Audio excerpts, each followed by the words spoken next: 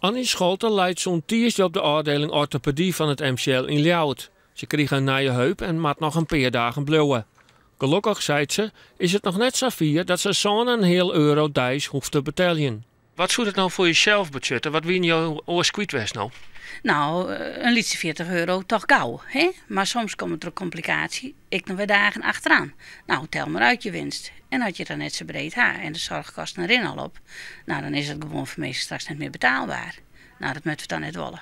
Dus grote kritiek uit de Zwargwij op het lenteakkoord. De verheging van het eigen risico van 220 naar 350 euro is voor een protte mensen een te hege drempel om naar een huisdokter of ziekenhuis te gaan. En daar komt het leesgeld van zo'n en een heel euro dijs nog bij. Nou ja, je zou kunnen hebben dat mensen sowieso langer over gaan nadenken voordat ze voor een ziekenhuisopname überhaupt kiezen.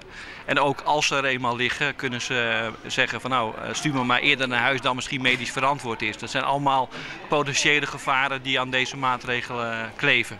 De 74-jarige BN Gulman zou wel jetten naar huis willen, maar dat kan niet.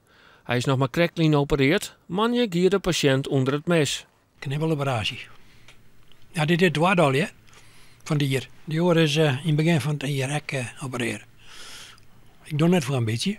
Na je knibbel, zondagen in het ziekenhuis. Wat zou dat voor jou budgetten als dat akkoord trok is?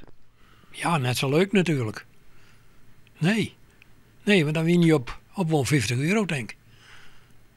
Dik 50. Mevrouw Scholte gaat het stadig onder de goede kant op. Maar wat helpt rent ze aansten weer als hij naar beste tiert en hoeft ze net weer naar het ziekenhuis. Maar toch gaat ze zwargen. Nou, je vreet je weer net om als je nou.